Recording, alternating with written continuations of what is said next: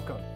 I am Jonathan Neal. I am the director for the Center for Business and Management of the Arts at Claremont Graduate University. And it gives me great pleasure to welcome you to the 8th Arts and Cultural Conversation that we are hosting this fall, The Future of the Asian Art Market, Hong Kong and Beyond. You can find out more about all of our arts and culture conversations at cgu.edu/events. And you can find out more about our center and our art business and arts management programs at cgu.edu/cbmarts, CBM Arts. Before we begin, I would like to request that everyone please keep your microphones and your videos off during the conversation. This will ensure that you see only our speakers and panelists today, regardless of which Zoom view you have selected. If you have questions, please put those into the chat box and we'll raise them to our moderator and organizer for today's conversation, Kuja Wu. Kuja is a columnist for Financial Times Chinese edition and an adjunct faculty member at Claremont Graduate University. She's the author of the 2019 TEFAF Art Market Report on the Chinese art market and a co-author of the Global Art Import and Export Tax Report commissioned by the Chinese Association of Auctioneers and the Chinese Ministry of Culture. In 2019, she was presented with the Asia Art Pioneers Award by Art Review Asia, LEAP, and the Chinese edition of the Art newspaper. And previously, she oversaw Asia projects and strategies for Sotheby's in the office of the CEO. She's also a co-founder of the East Modern Art Center, the first nonprofit contemporary art center in Beijing. She's a graduate of Yale and Renmin universities. She's taught and lectured widely on East Asian art, both in the United States and around the globe. And it gives me great pleasure to welcome my friend and colleague, Kuja Wu. Kuja, over to you. Thank you, Jonathan. So today we are very honored to have two guest speakers who are currently located in the UK to join us. First is Magnus Renfron. We have been knowing each other for a long time. So Magnus, at the moment, he is a founder of Art HQ Group, his own company. And many years ago, he started his career from the auction business at the Bonhams. And then from there, he extended his international travel and spent decades in Asia, first in Shanghai with Provolone Gallery. And then with some coworkers, he established Hong Kong Art Fair when there was no high standard international art fair in Asia. So as a pioneer of the art fair in Asia, Hong Kong Art Fair became incredibly successful and later on was acquired by Art Basel and CH Group. And he was running Art Basel in Hong Kong as a director and also was on the executive board of Art Basel Global Committee. And then from there, he went back to Bonhams briefly, and then later on began his new venture of setting up a number of art fairs around Asia, including Taipei. And then he has another art fair in Singapore that's coming up. We're going to talk more about that. So Magnus has been named twice by Art Review Power 100 list. And then in 2013, he was honored by World Economic Forum as a young global leader. Another guest also joined us from the UK is Ben Brown, the founder of Ben Brown Gallery. So similar to Magnus, Ben Brown started his career in the auction world. He began working at Sotheby's, where he spent 10 years in the contemporary department. And then he established his own gallery, first in London, in the center of Mayfair, representing many top Western artists. And then in 2009, he opened a major gallery space in Hong Kong in the Petta Building as one of the first international galleries who expanded to the core part of our trade center in Asia. And recently he has relocated his space. We're gonna talk about that very soon. And in 2021, he's planning a monographic show for Gerhard Richter in China, and we are very much looking forward to that. So let's begin our panel discussion today. My first question to both of you is 2020, the year has been full of a challenge for all of us. And then I just want to see how has the year been in terms of global travel, because you both are very extensive international travelers. So what has the pandemic caused you in terms of your whereabouts, and then how's the situation has been for you over the past 11 months? Magnus? Well, I'm currently based in the UK, and have been since February. We were very, very fortunate that Taipei Dangdai was able to successfully have its second edition in January, and we really got through by the skin of our teeth. The fair closed on the 19th, and then COVID really hit almost around that time and just the following week. So we were very, very fortunate. We have had to take the decision to delay the next edition of Taipei Dangdai from January to July next year, and also to delay the inaugural edition of Art SG, which was scheduled to happen in late October 2020. That will now take place in early November 2021. So we have had to adapt our plans accordingly. Thank you. And Ben, how has your year been? Not that different. I've been basically in England since the middle of March, when we encountered our first lockdown, aside from a foray to France and Italy, which was really a holiday in July and August. And I would say that obviously Magnus organizes them and I partake in them when it comes to art fairs. And art fairs are, obviously there's one a year basically in England that I do called Freeze, which you'll all know about. And otherwise the 7 other ones that I did last year were all abroad. Last year I traveled internationally 58 times. And this year I have essentially, I think I've taken 3 planes in the whole year. And that was in February when I went to Milan to see a client. We participated in a fair in March, which was TEFAF in Maastricht. And that was the last fair we took part in. Last fair we took part in at which I was able to go.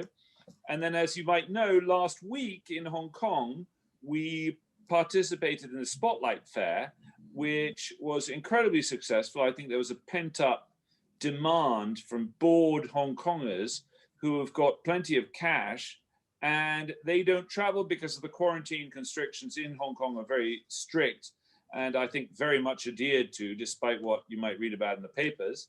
And so my year so far, I would say, has been much more relaxing than usual because it's spent in my bed rather than in a hotel room.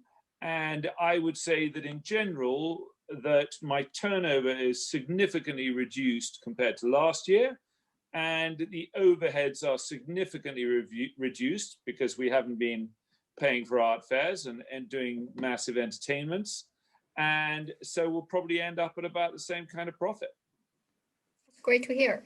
Thank you. So Magnus, you talk about the rescheduling of Taipei Dangdai and art fair in Singapore in 2021. Would you mind telling us a little bit more about what is to come in the next 12 months? Yeah, sure. So we're going to be having in July, all things being well, the 3rd edition of Taipei Dangdai. That's scheduled from the 1st to the 4th of July.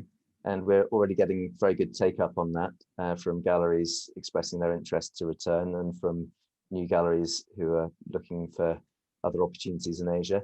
And so I think that we'll probably end up with about 100 galleries participating there. The positioning for that fair is really to be regional on purpose, rather than as second best. And so we have a very high percentage of galleries that participate from Asia and the Asia Pacific. And the galleries that come from the West, we try and encourage as much of an engagement with Asia as possible. So the Western galleries, I'd say that the vast majority of the Western galleries that participate have strong connections with the region, either through having people on the ground or even gallery spaces in Hong Kong or Shanghai, or what have you. So in that way, that there's quite a solid foundation. It's people that really understand the market well and understand the strength and importance of the Taiwanese market. So that's looking like it, as long as people can travel, it should be okay. I think one of the benefits with that fair is that it's not quite so reliant on international travel as some other art fairs, because it's a fair that's really based on the strength of the domestic market. And the intention of the gallerists who are going there primarily is to sort of engage with the Taiwanese collectors, although of course it's great if they can have collectors coming from elsewhere. So in a sense, I think we may be in a position where that could work out okay, but we'll just have to keep an eye on things. And we've been making decisions decisively and early to ensure that galleries can really plan properly and to reduce the financial risk for everybody involved. And if for whatever reason we feel that the fair cannot go ahead in July, then we will make a decision to postpone it to January 2022, which is the regular slot, as it were. Singapore is taking place in November. It's a very different profile of fair. Singapore doesn't have such a strong domestic market, and but it has a position as a real hub for the region. So the fair will cater to the sort of population of 650 million people in Southeast Asia. There's a population that's just about the size of Europe, with a higher per capita GDP than India. It's home to many of the fastest growing economies in the world. And Singapore is increasingly the private wealth management center of Asia. So there's a lot of money that's stored there. The natural catchment area for Singapore is Southeast Asia, a bit of India, a bit of Australia. And then it's also how Singapore can provide a touch point for the rest of Asia to engage with Southeast Asia, which I think warrants it, once a year at least. So I think that that there's a solid foundation and premise to the fair. Over the last little while, I think we've been quite lucky in a sense to have an additional year to prepare. We've really gained incredible traction now. A year out from the fair, we've already had over 100 applications, of which 52 galleries have been accepted by our selection committee on a rolling basis.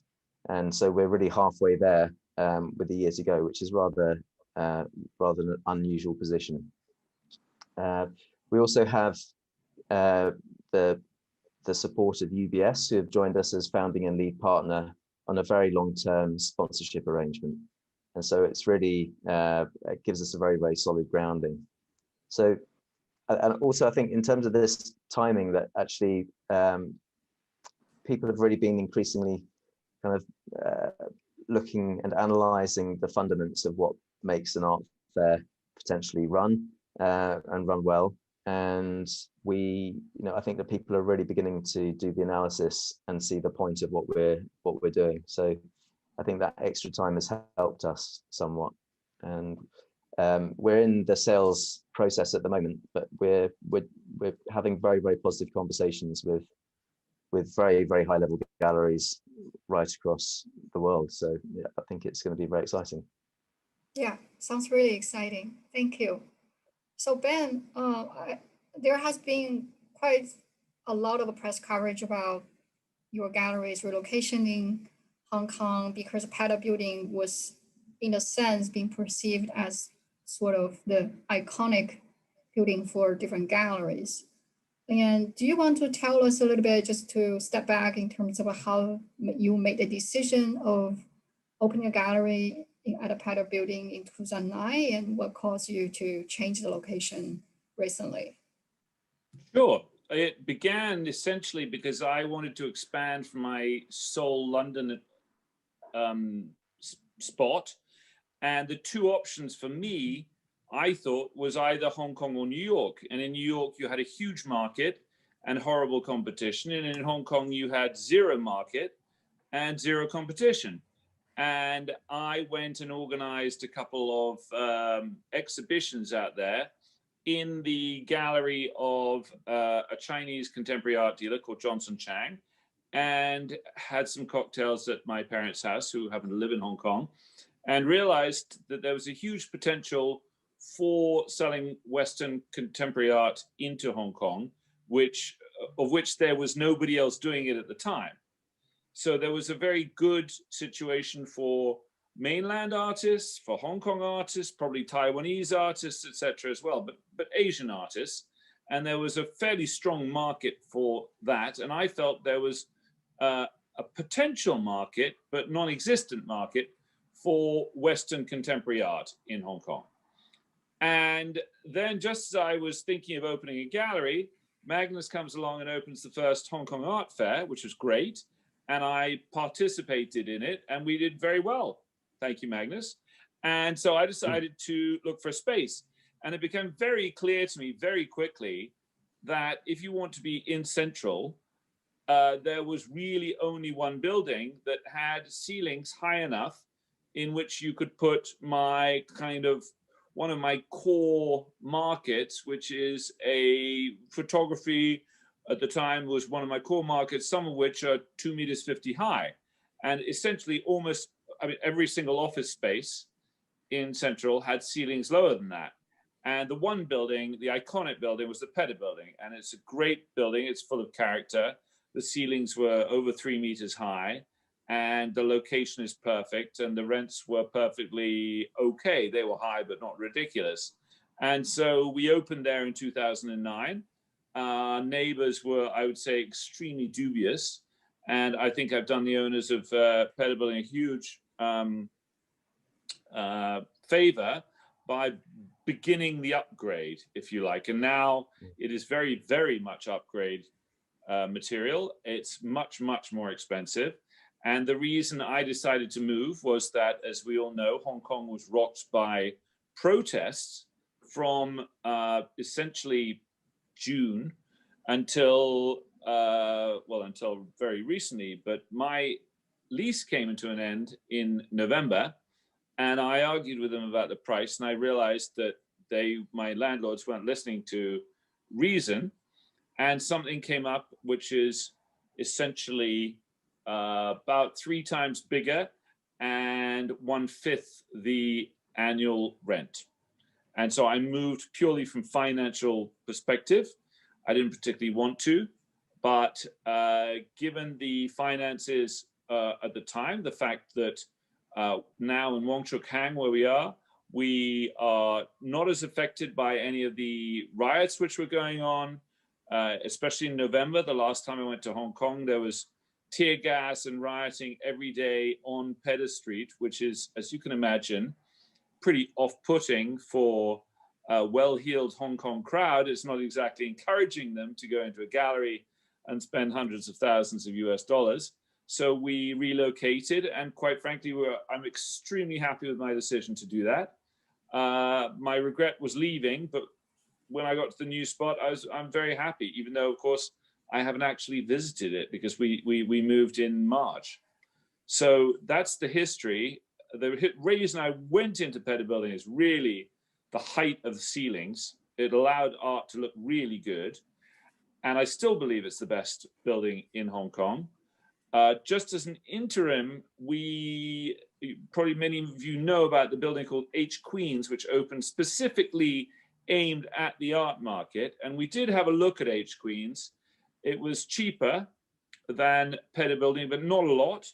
And I felt not worth the trouble and the hassle and the investment value. And so we stayed put. And I think it's very interesting that nobody shut down Petta building to open in H Queens, which shows that more or less the inhabitants of Petta building would agree with my thesis. And then since I've shut down in Petta building, I think almost every gallery apart from Gagosian is also shut down. I think there are 3 left. I'm sorry, I can't remember exactly who is left, but many have shut down. And I can't sympathize, but I understand the landlord's reluctance to lower the rents, but that's what you got to do in the market. Yeah, absolutely understood. Thank you. And then you have a much bigger space, right? Much bigger space. We currently have a Vic Muniz show, and I think we have something like 22 works on view. And the last time I did a Vic Muniz show in my space, I had about 8 or 9. Mm-hmm. And this feels much more spacious. And there's a kitchen, and there's an office with other things showing in it. So it it is literally a bit more than 3 times the space. Yeah, that sounds fantastic. Thank you. So Magnus, you actually, since you founded the first art fair in Asia, which became so successful, and you really know this market inside out over the past few decades. So now we're pretty much at the horizon where vaccine is available and people are wondering what's going to happen next year around the world with our market. So what's your prospect of the Asian art market, in particular with regard to private market, galleries, and art fairs in 2021? How does the prospect compare with what's going to happen in the US and Europe? I think, I mean, I don't have a crystal ball in terms of being able to fully understand when things are going to normalize, but it has been a bit of a dynamic that Asia has been doing particularly well, I think probably with secondary market material, that there's been quite an influx of secondary market material going from Europe and the US to Asia during the pandemic times. Asian buyers have still been buying to a substantial degree. I think that the current situation in some respects reminds me of the situation in 2008, 2009. And when I was first trying to recruit galleries to participate in Art Hong Kong in 2007, 2008, people were always saying, why Asia, remarkably. And I think that the global financial crisis really accelerated people's understanding that the balance of power was tipping further eastwards economically.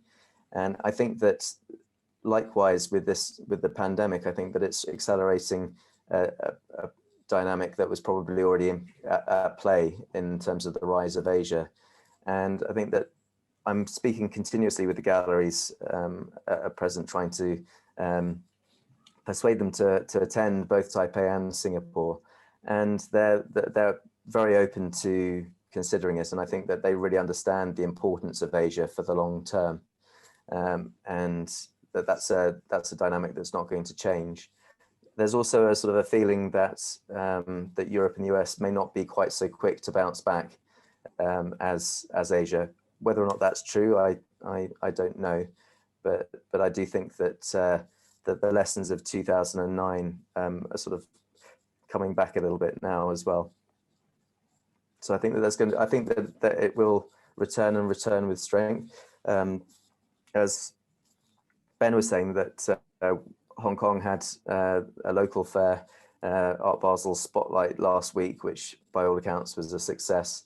And likewise, Westbund in China and Art 021 have had quite sort of solid reports from the discussions I've had with galleries that they seem to have been broadly satisfied, which in this kind of current situation, I think okay is the new fabulous. So I think that the people have done pretty well.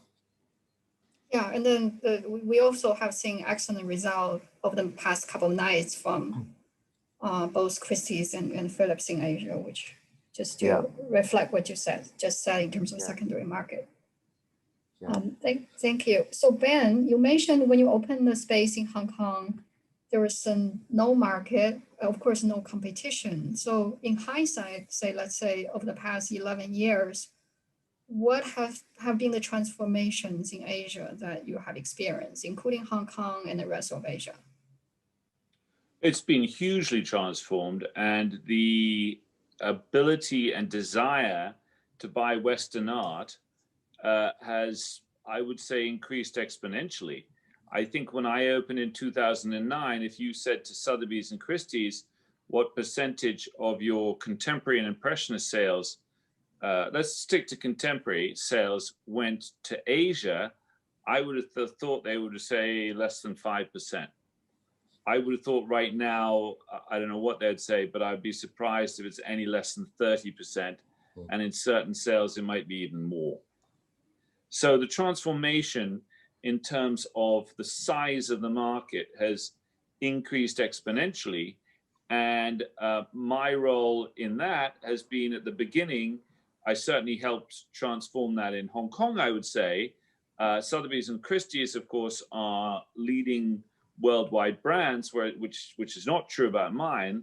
So they were the ones who really kind of helped push it, and people preferred to, you know, a lot of Asians like dealing with big brands like Sotheby's and Christie's, and they're prepared to pay more at Sotheby's and Christie's than there are at certain galleries. But I would say what's also happened is, as I said, I was the only gallery in Pedder Building in 2009 when I opened. And 9 months ago, there was something like 8. And then there were 8 more or something in Age Queens. And so the number of, I would say, incentivized salespeople in the Western art business in Hong Kong went from me and my director to probably almost 100 people. And when I say incentivized, I mean people on performance-related bonuses who have to try and sell art. So the number of collectors who are constantly being bashed on the head by salespeople from the various galleries and the auction houses is just enormous. I would say Hong Kong has always been the hub of the Asian art market from the outsider's perspective. And the main reason for that really is A, tax, B, ease of doing business, and ease of getting artwork in and out of the country because of zero taxation on the importation of artwork. Okay, so I can't remember how many non-Asian art galleries have opened in Asia outside of Hong Kong. Singapore had a brief spell with the Gilman Barracks. There's the Koenig Gallery. There's Almin Resch in Singapore. There's in Shanghai. There's Almin Resch in Shanghai. There's Pace open in Beijing, but shut that down and moved to Hong Kong, which tells you something. So they're mostly concentrated in Hong Kong. But what is extremely clear to me is that each of the galleries has its own specific focus. And whether that's Taiwan, Korea, Hong Kong, mainland China, Southeast Asia, Indonesia, you can't be everywhere. You can try, but you can't be everywhere. And as a people's business, you need to see your clientele and you need to concentrate. Otherwise, you do lots of things badly. You're better off doing a few things very well. And so each gallery seems to me to have had its kind of concentration, usually led by the director, who, if they're mainlanders, usually they're dealing more with the mainland. If there's got a big Korean bias in their program, like Lehman Morpin, they were doing a lot of business in Korea. And my main business was Hong Kong, because that's where my inbuilt and innate advantage was. So I've seen it transform. The turnover of Western art into Asia has transformed enormously. I think a lot more people feel more comfortable buying from galleries now than they did 10 years ago, where they just thought the market was purely auction-led because there was an underbidder, and therefore it must be the market price. And I think the transformation in people's appreciation of Western art has been massive, huge. And Magnus, I'm sure, would be the first to agree with me that if a fair opens up and doesn't have visits to museums and visits to art collectors' houses and all sorts of peripheral activity on basically the educational front, I don't think it would be nearly as successful. Absolutely. So I think education has been a huge, has been basically pretty damn good and could be improved upon. But educationally, people are much more sophisticated and much more knowledgeable than they were 10 years ago, as well as being more financially active. So if you, just do a quick follow-up question on what you just said. So if you compare, say, your gallery in Mayfair versus your gallery in Hong Kong in the past 11 years, do you feel the sheer incremental change in terms of buying activity is bigger in Hong Kong versus in London? The percentage of turnover that Hong Kong contributes to the overall turnover is definitively higher than it was 11 years ago. Absolutely, and by quite a long way. It's still not the same volume of turnover, if you like, as the UK gallery, because there is in my view, in my field, the European art market and the American art market is still both bigger than the Hong Kong-based and Asian art market for Western contemporary art, which is what I do. Okay, I don't know if that Europe is still bigger than Asia. You might know more about it than me, but from my perspective, both Europe and America individually are bigger markets for me than Asia. And in Asia, you experience accelerating change, right? That's more about the Absolutely, speed. absolutely, huge. Much the rate of acceleration. I wouldn't be, if this rate of acceleration continues, then maybe Asia will surpass, for me, turnover of both Europe and America. But to be honest, I'm a bit surprised. But it's certainly growing at a much faster rate than Europe and America. Yeah, thank you. So Magnus, you started off by creating an art fair in Hong Kong that has become a flagship fair in the region.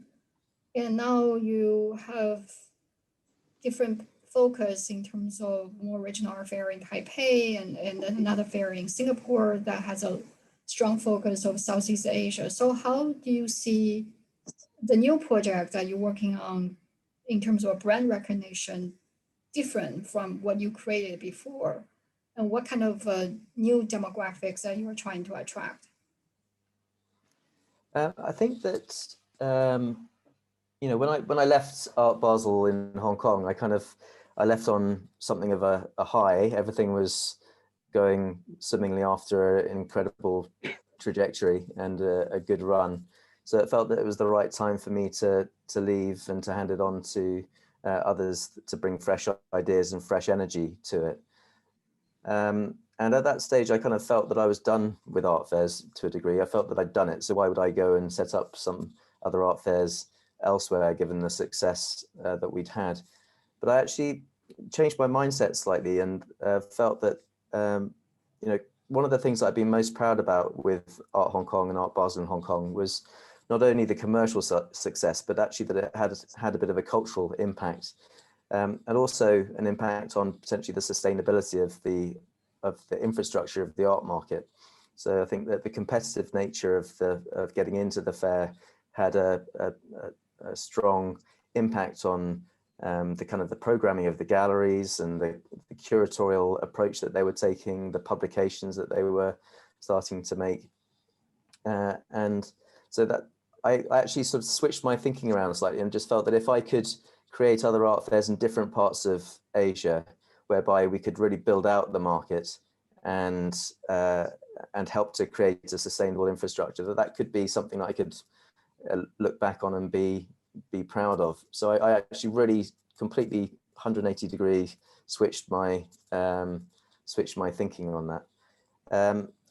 When I was working with Bonhams, I spent a lot of time in Taiwan, where I had very good contacts, and I was amazed by how many people that I met that actually didn't, how many people that I met that I hadn't met before, who are exclusively buying from auction and not yet from galleries.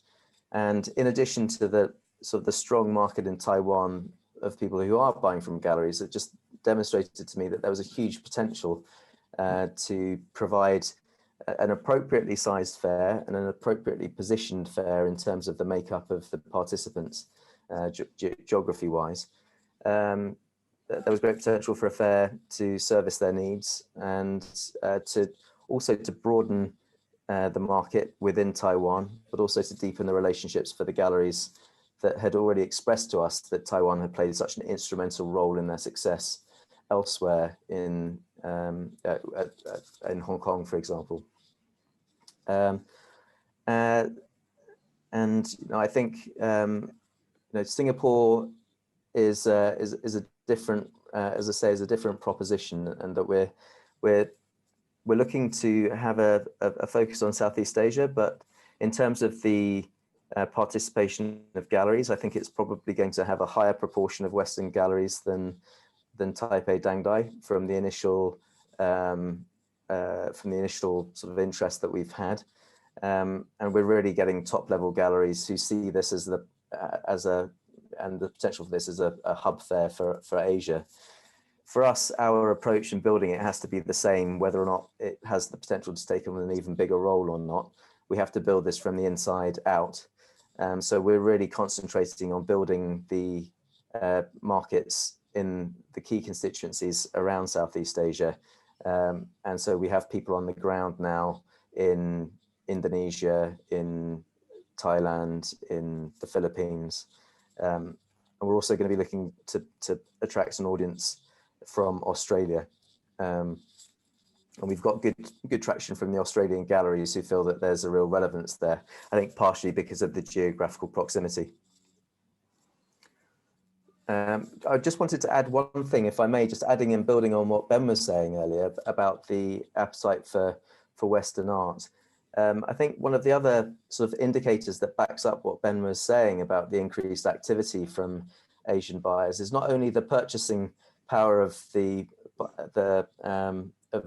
and impact of the Asian buyers in New York and London, but also if you look at just the makeup of the catalogs now in Hong Kong, you know, around 2012, the vast majority of, or 2011, the vast majority of things that were offered in the evening sales in Hong Kong were of Chinese contemporary art. And now, today it's a stark contrast with that. There's, the major works by Richter and Hockney and so on are offered in Hong Kong because people see that as a viable third leg on the global art market stool, as it were. Yes, yeah, absolutely. Thank you. So Ben, I think one thing we have noticed in terms of Asia as a region is how diversified the culture wise. It's a little bit like Europe in a sense, where different countries speak different language and have different ideological beliefs and cultures. So how do you compare in terms of collecting behaviors and preferences between the collectors in Asia you have interacted, like from Hong Kong, Taiwan, mainland China, and Korea? Well, in a way, I don't have an hour, I don't think, to answer that question, which would be necessary to answer it in detail. But one area that I haven't mentioned, which Magnus alluded to, is Australia. So let's start with them, because ultimately for Hong Kong, for them, Hong Kong is, for a lot of them, it's the only fair they go to outside of Australia, because it's an 8-hour flight and they love going to Hong Kong. And they, in my particular case, I've sold very little to Australia. I know a friend of mine who sells almost her entire booth every year in Hong Kong to Australians, because they go to Australia twice a year on a kind of sales pitch, if you like. And also they've got very good friends there. And there are some very, very active collectors there. Many of them like actually collecting English art. So in a sense, there's quite a long, strong following of Damien Hirst, Frank Auerbach, Tracy Emin, etc. in Australia. And I would say in Hong Kong, the collecting tastes are very diverse, more diverse than everybody thinks. They don't tend to spend as much as the mainlanders or Taiwanese or Koreans, in my experience. But once you get a deal with them, you get payment the next day, and they want to pick up the painting the next day. And there tends to be, from my experience, less turnover than some of the other countries, where there is, in some countries, especially the mainland, there is a huge amount of speculation going on. So a lot of, holding an artwork for a year is a long hold, whereas in most of my European clienteles, a long hold is definitely a generation. So Hong Kong tends to be fairly sophisticated. They've been the hub of the Western art, the auction houses, as Magnus quite rightly said. 10 years ago, there was no Western art in the sales in Hong Kong. It was all Asian art. And then they started sending highlights to Hong Kong. And then now they're integrating, and my guess is the evening sales have something like between 30 and 45% is Western art, something like that. And you can see from the way the auction houses are putting certain artists into those auctions, you can see the taste being reflected. So Gerhard Richter, you alluded to, I'm heavily involved in the Gerhard Richter market. He's an artist who's had a big show in mainland China. Sorry, I don't have it under my ear, but between 5 and 10 years ago. He's very popular in Japan, who just made a world record for one of the Gerhard Richter abstract paintings in a sale about 3 or 4 months ago. Koreans have traditionally bought a lot of Richter. I've sold a lot of Richters into Korea.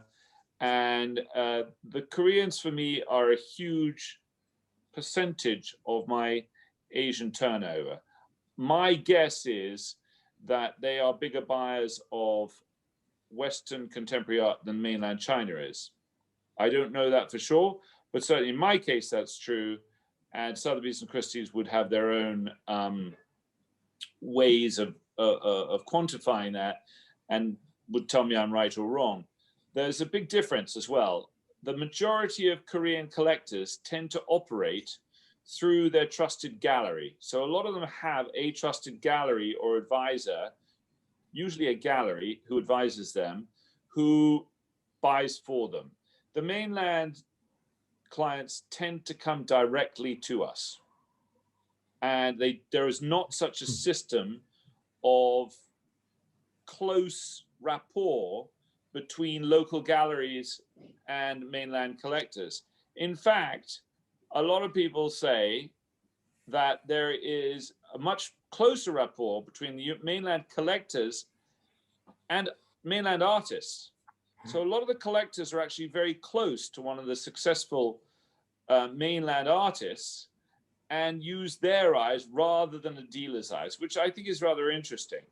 And as far as I can see, it's the only country I know in the world where there isn't that A is a huge buyer of Western contemporary art, and B doesn't have the entrenched gallery system or art advisor system. They tend to use either their own eyes and their own brains, or they use the artist, or they use somebody from an auction house. I won't talk about Taiwan because Magnus knows so much more about Taiwan than I will ever know.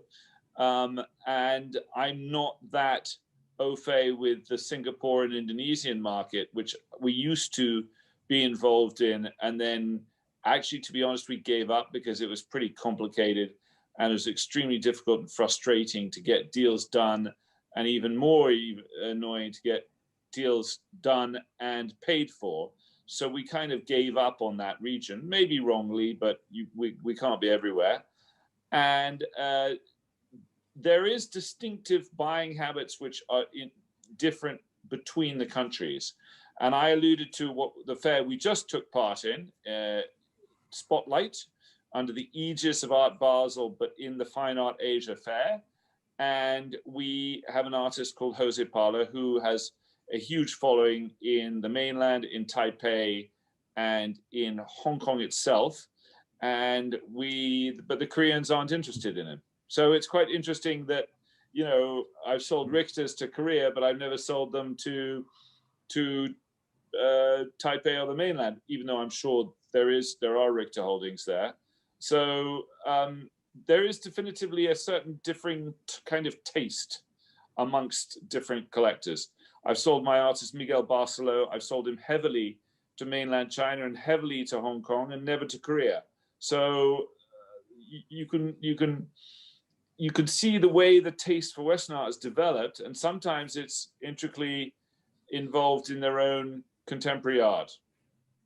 Yeah. E.g. Zhao Qi, who's obviously mostly collected, I believe, between Taiwan and mainland China rather than Korea, Japan, or any of the other Asian countries.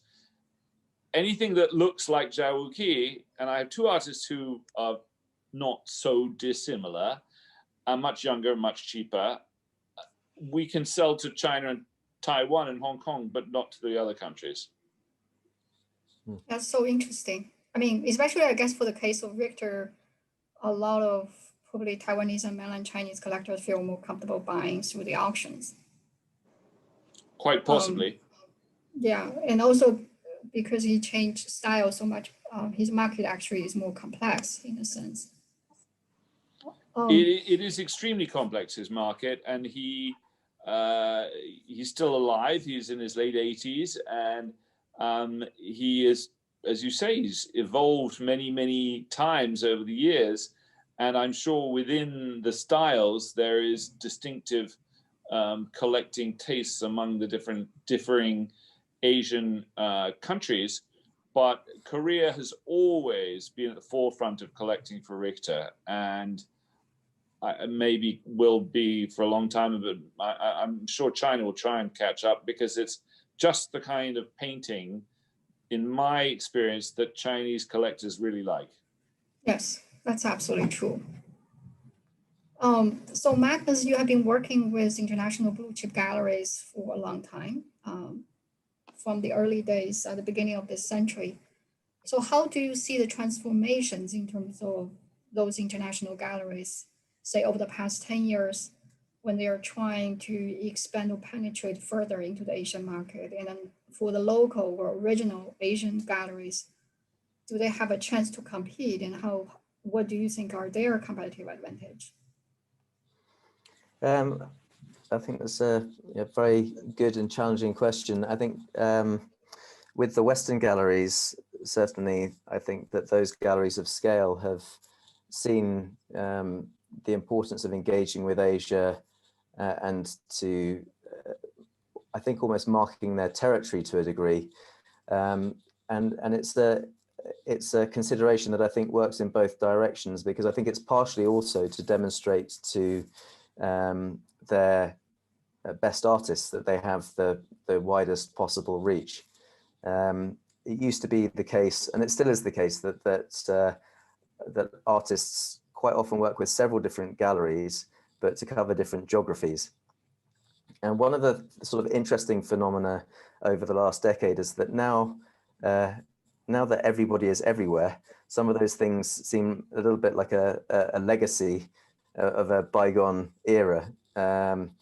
And so you now have situations. I mean, there was a moment where the artists and the galleries hadn't really caught up with this phenomena, and I think that we could see it on the floor of Art Hong Kong in 2009, 2010. You would have sort of 4 or 5 galleries that were showing Julian Opie. They've got very strong representation in Korea and in Japan, for example, and then to have the London gallery representing them as well. And likewise with Anish Kapoor. And that you sort of, I remember one rather embarrassing moment where I had placed on the floor plan 2 galleries that both represented Anish Kapoor, and on one side of the wall there was an Anish Kapoor, and on the other side of the wall was an Anish Kapoor, pretty much exactly the same. And they were both very unhappy with me. But I think it was just, it sort of demonstrated that this kind of aspect of things, which I think is really quite interesting. Subsequently, the galleries and the artists have taken on a much more coordinated approach, and so you don't really have quite so much overlap as that anymore. But I do think that certainly with some of the bigger artists, that the galleries are in real competition with each other to make sure that they can offer them the best possible platform and the best possible opportunities. So part of this sort of geographical expansion is to cater to that competitive kind of arms race, as it were. I think that the influx of galleries from Europe and the US into Asia has led to a higher degree of competition. I think that the gallery scenes in Europe and the US are, on the whole, longer standing than in Asia. I think perhaps with the exception of Taiwan and Korea, that have had established gallery scenes for decades. And so I think that there's definitely been a high degree of competition. As Ben says, that within Hong Kong, certainly the established collectors are now being contacted a lot by everybody. They're very much in demand. But I think also that the presence of those galleries in Hong Kong has actually helped to expand the market in Hong Kong, because rather than just the 4 or 5 days that the art fair takes place, there's now the opportunity, and has been really sort of since about well, Ben was the pioneer, but I think in terms of when everybody else followed suits in sort of 2012, 2013, you can really see top level exhibitions 365 days a year now in Hong Kong, and that's helped to build out the audience, I think. In terms of the ability of local galleries and regional galleries to compete, with the exception of a few of the sort of really powerhouse Korean galleries, there aren't, I think, so many Asian galleries that really can compete in scale and power with some of the big New York and London galleries. And so I think that sometimes the galleries from Asia feel that their content is somewhat overlooked in favor of the big brand names. There is a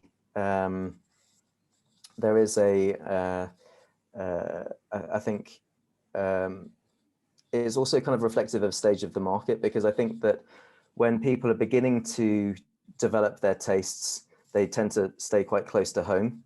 As they get more confident, they branch out and geographical boundaries become less and less important. But I think when people become very confident in their opinion, then they can often revisit their own cultural production of their home country in a more informed way. And so I think that there will be a dynamic that helps to raise the profile of some of the homegrown talent. I also think that in terms of the international art scene in general, there's a real growing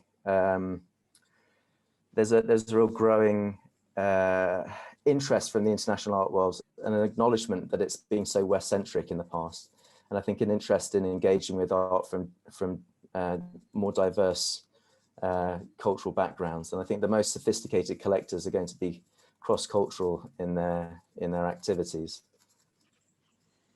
Thank you so much. So my last question for both of you is, you both have experience, say, last 10 years in terms of accelerating like self-educational process from local collectors in Asia. And if you look down the road, say the next 5 to 10 years, what do you think, what's your like sort of forecast in terms of the transformation they're going to experience in the next stage, and what will be the engine that drives the growth of this market in Asia? So Ben, do you want to start? Sure. I personally think that the trajectory that we're on is going to continue.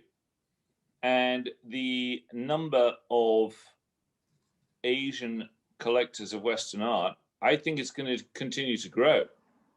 And I think that's going to happen more and more as more and more museums in mainland China and other countries show more Western art in the museums. The appreciation will be greater, the understanding will be greater, and therefore the desire to turn that into collecting will also be greater. And I don't think you can really have the in-depth collecting unless they can actually see the great art itself without having to go to New York and Paris and London. And by the way, I'm not saying Western art is greater than Asian art in any way, but the Asian art, the great holdings of Asian art are anyway, a lot of them are in Asia. So they've always had that and they always will have that.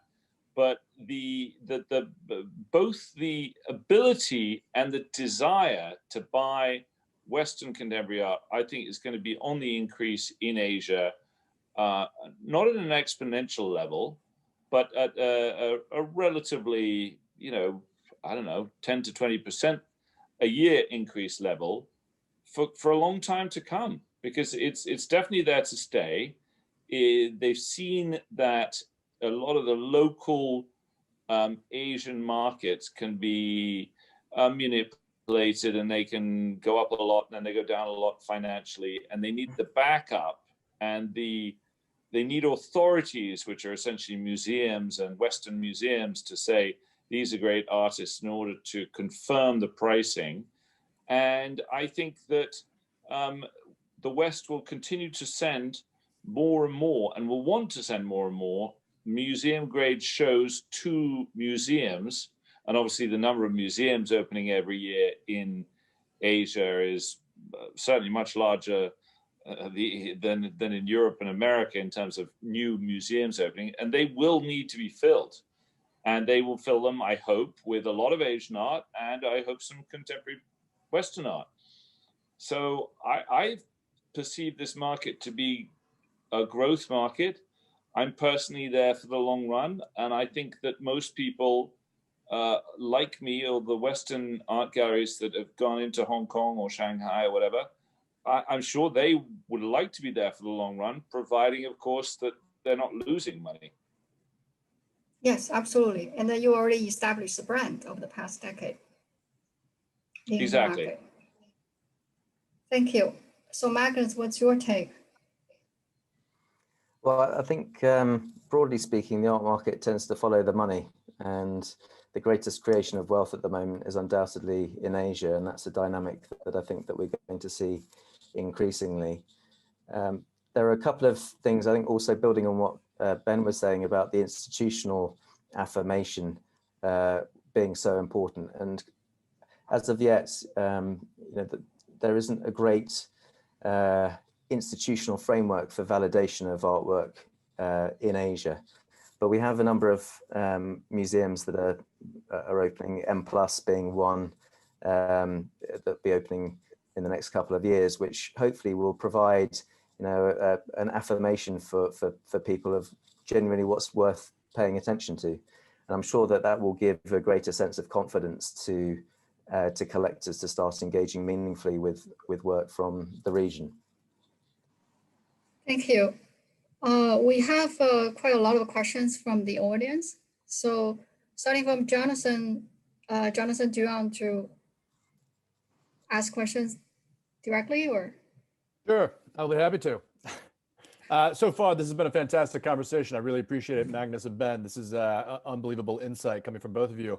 A while back, Ben, you mentioned something about, and I think this dovetails something with what you were just talking about with institutional affirmation, both of you, saying that the collector education in Hong Kong was pretty damn good, but could be better. And so that immediately made me think, how could it be better? What's missing? And either with Hong Kong collectors or with the other Asian markets that you deal in?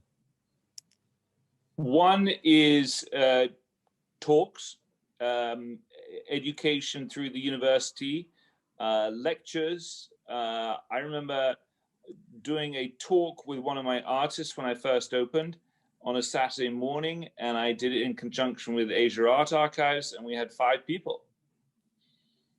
They were more interested in going on a boat than coming to hear an artist talk, because people weren't interested in Western art. And I think now, if you did the same talk, there'd probably be 200. I think it's experience. I think one thing I didn't mention, and it's quite difficult to run a good gallery in a different continent unless you've got somebody good to run it for you. Now, right now, if you're headhunting, looking for somebody to run a gallery for you in Hong Kong, you've got probably 50 people who you could see who have got more than 5 years experience in either the auction houses or the gallery world, who've got more than 5 years experience dealing with Western art. Well, when I looked to hire my first hire, there was nobody. There was zero. And when my first director left because she moved to Australia and married a guy operating out of Australia, I had to bring somebody from Europe, because there was still basically 0 people who had any experience, because there were no other galleries you could poach from, and the auction houses were dealing just in Asian art, and I did Western art. So either you had to poach from the auction houses somebody whose expertise was Asian art, or you had to bring somebody in from Europe with knowledge. And the depth of knowledge, it's still not as deep as it is in America or Europe. And but I know I'm right there, because also, as Magnus quite rightly pointed out, when a family or an art collector goes out in Hong Kong or Beijing on a Saturday afternoon and takes their kids out to educate them about Western art, essentially there are only commercial galleries. So the education is people like me and Gagosian and Pace and stuff who have a vested interest in showing our own artists. There's no independent museums of Western art. Like in New York, you can go to the Met, you can go to the Guggenheim, you go to MoMA, you go to the Flag Foundation. There are 15 not-for-profits who are doing it from a purely, they think this is great art. And every Saturday, that's what Americans do, and that's what they do in Paris and London. And so with the experience, and with, as Magnus pointed out, M+ opening up, it's just this depth of knowledge is going to get deeper and deeper, which is fantastic. And people are therefore going to get more sophisticated, I think. That's very interesting. And this moves into, I know it's neither your nor Magnus's necessary area of specialty, but Derek Gilman asked. So I want to introduce Derek a little bit, Jonathan, before we move on. Okay, go ahead, Kuja. So we're also very honored to have Derek. Derek, would you mind having the camera on if you're there? So Derek used to be the director of the Barnes Foundation, and then you started off at Christie's decades ago in London. And now he's one of the top faculty at the Drexel University in Pennsylvania. Derek? Hi, Kuja. I can't. I can. Okay, great to see you. Yeah, there you go. All right. Thank you for joining us. Can you see me? Yes. Yes, we could see you. Yeah. Well, I'm delighted to be here. I found it very, very, very good conversation, and I enjoyed listening to Ben and Magnus very much, and always enjoy anything that comes out of Claremont. So well done, you two. Thank you. Thank you. Can I just ask, so the question that Jonathan just referred to, so I was just quite interested in whether, for both Ben and Magnus, you talked extensively about contemporary art. Obviously, we know that there's a great interest amongst the more sophisticated Chinese, Korean, obviously Japanese collectors in Impressionist art as well. But what about pre-19th century Western art and other forms of non-Asian art? Obviously very few people, but any sense of a growing interest, or is this purely marginal compared to the much this dominant interest in contemporary? I think, if I may jump in there, Magnus, I think that unfortunately, and I would stress unfortunately, that it's fairly minimal. And I think there are several reasons for that. One, they tend to be much more complex fields. You can't grasp the 5 centuries of German art in a 3-month course, but you can kind of grasp post-war German art in a 3-month course, or you can talk about it at a dinner party around the table in Shanghai Tang. So I think, unfortunately, the number of collectors involved in those areas is far fewer, and part of the reason why a lot of those areas haven't increased in value, why the market's still pretty slow. I'm on the board of TEFAF in Maastricht, which in my view is the greatest fair in the world. It's a greater in a different way. I mean, you can't really compare it to Basel, but I would say the average person around the world would enjoy TEFAF Maastricht over Basel any day, but it's not as well attended. It's extremely underattended by Asians. And I think that's a shame. That's partly their brand is not as strong in Asia, and they don't have what Magnus created, which was the Basel Art Fair in Asia. And TEFAF is trying to address that. I've been pushing that.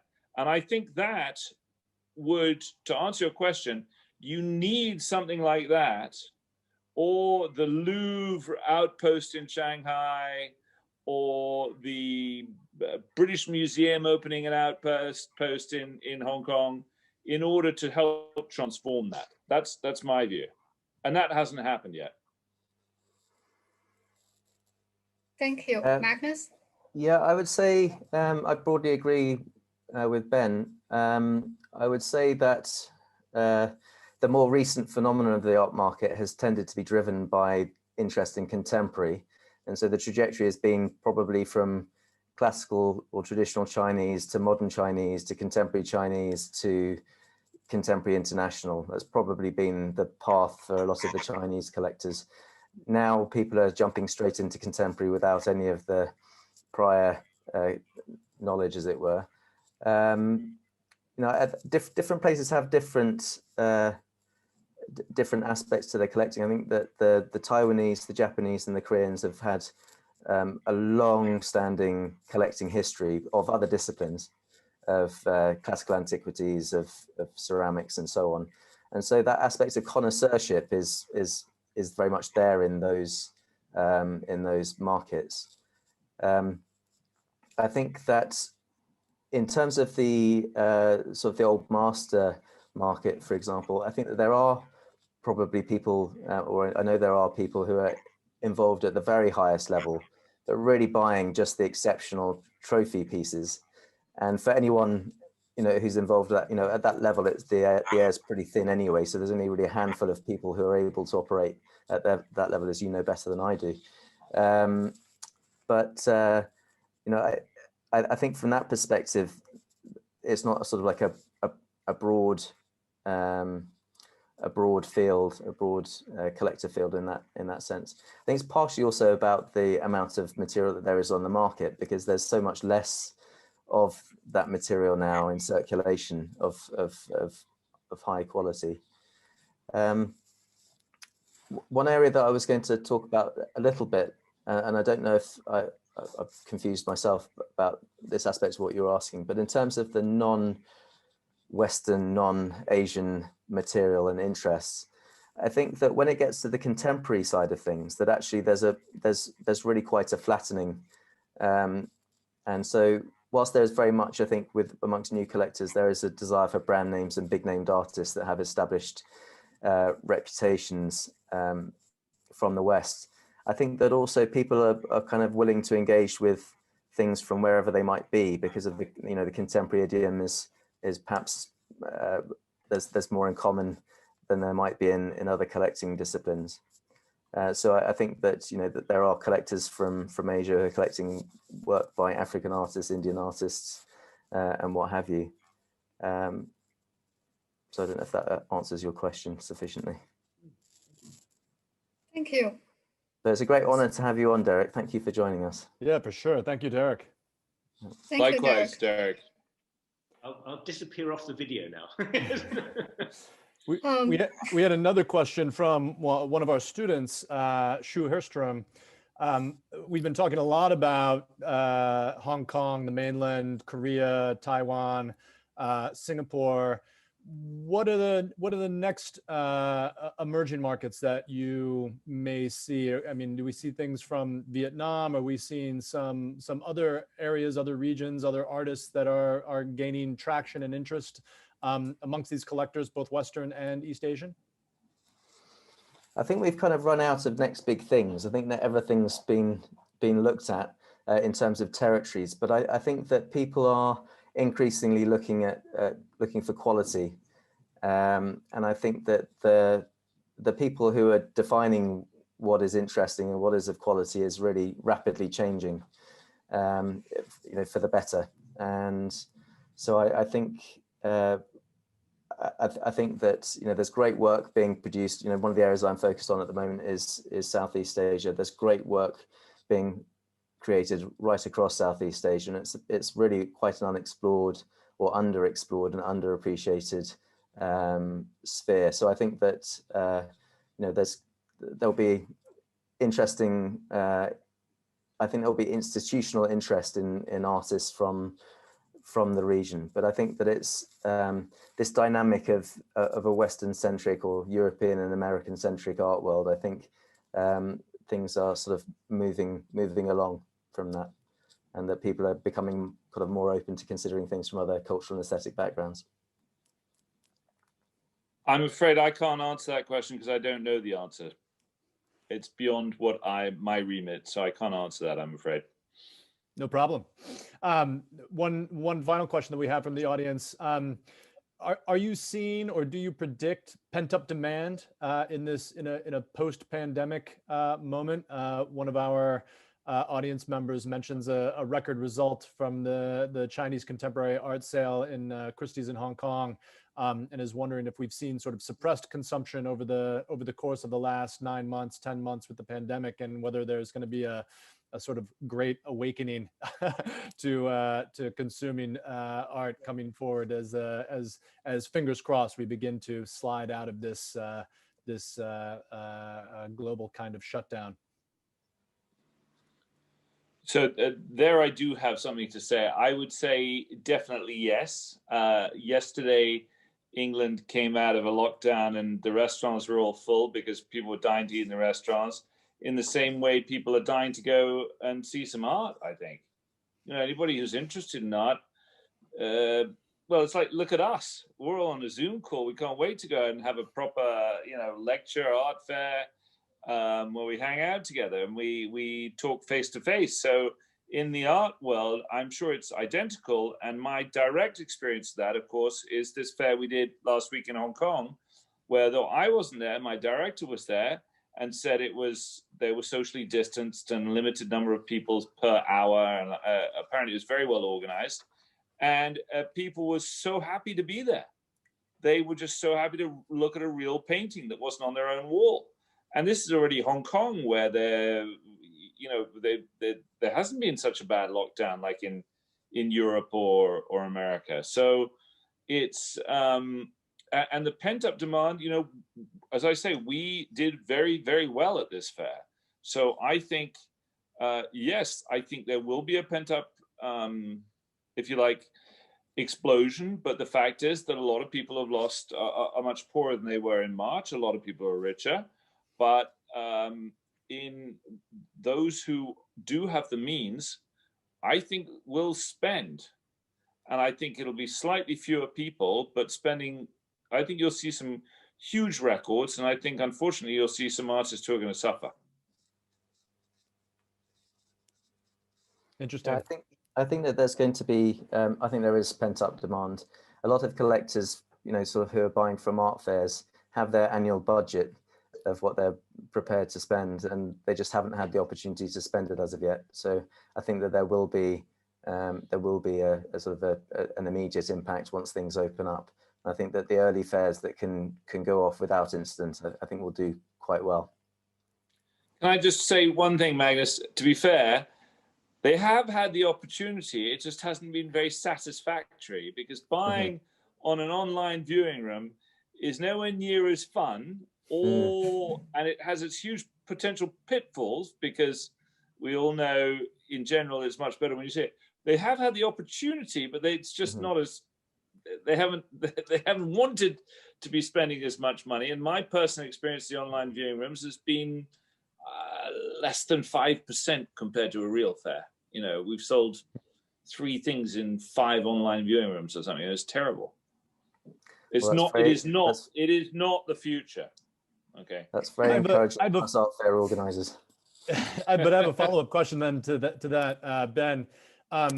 Demographically, we know that a younger generation of enthusiasts, artists, collectors are far more satisfied with online engagements and online purchases. I know that you are operating at a level where maybe some of the younger generation isn't quite as well capitalized in order to be able to collect some of the work that you might be offering at the fairs or through the gallery. But I'm sort of curious to hear whether you sense or whether you believe that there may be a shift coming where the online sales, the online viewing room, maybe the technology gets better and maybe the demographics change a little bit, and that becomes a little bit more of a regular turnover for your operation and perhaps for the art fair environment as well. Well, you're definitely right there. I'm 52 and I've spent far more money this year without seeing paintings than I've ever done before, because I've had to. But conversely, I think, if you feel confident at an auction going to 100,000 without having seen the painting, you would go to 120 or 140 if you had seen the painting and you knew for sure how beautiful it was. That's my point. I don't think that will change. And as more, you do make mistakes when you haven't seen a painting, because sometimes in 30% of the cases, roughly, paintings are not as good as the photographs, especially now with the technology of cameras and photography. So sometimes you can be disappointed. So when you've got that potential, you just don't buy it, or you temper your bidding, or you bargain harder with people like me. So I believe that, of course, it's much bigger. And if I'm doing it in my kind of elderly age and troglodytic ability to deal with technology, then of course the kids who are wealthy are doing it like buying a pair of shoes online. Sure. So I understand that, and it will become more and more prevalent.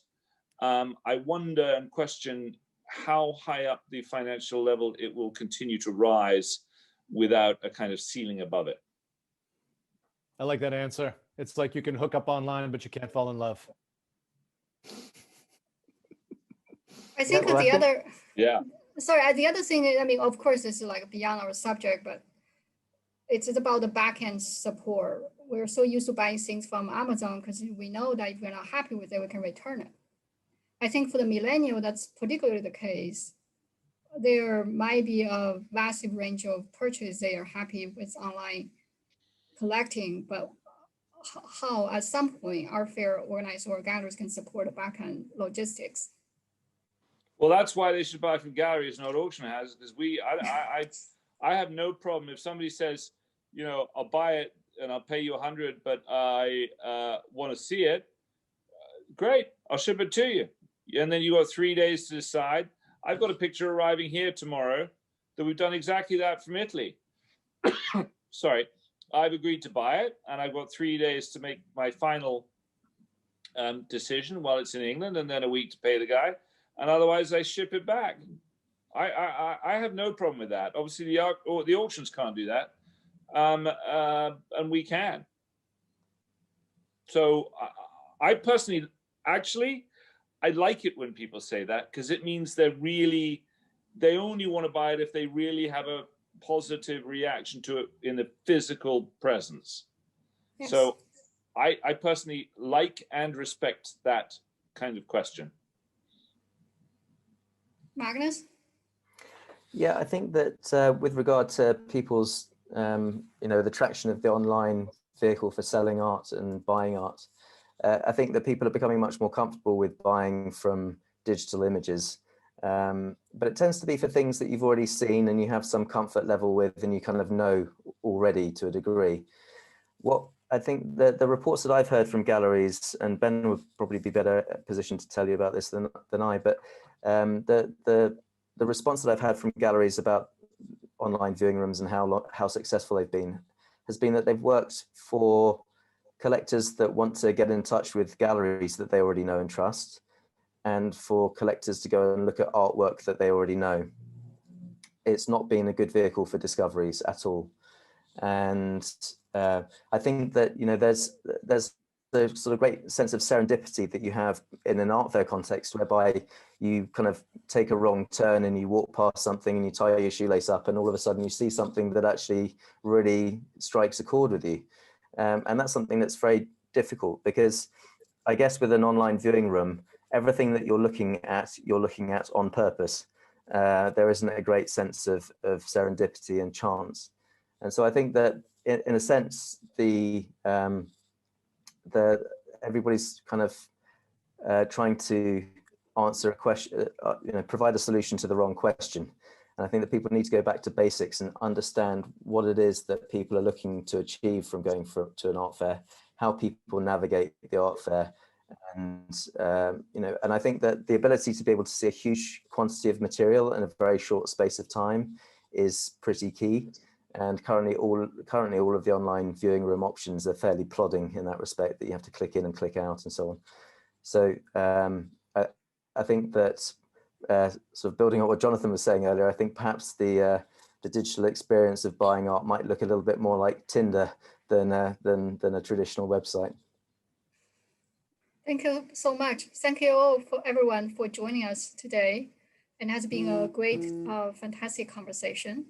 So we will have the recording available very soon for those who can't make it today due to the busy working day.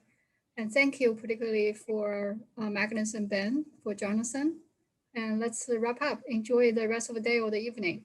Take care. Thank you. Kidja. Thank you very much. Thank you, everyone. Thanks. Bye, Thank you. everyone. Take Bye-bye. care. Stay well. Bye.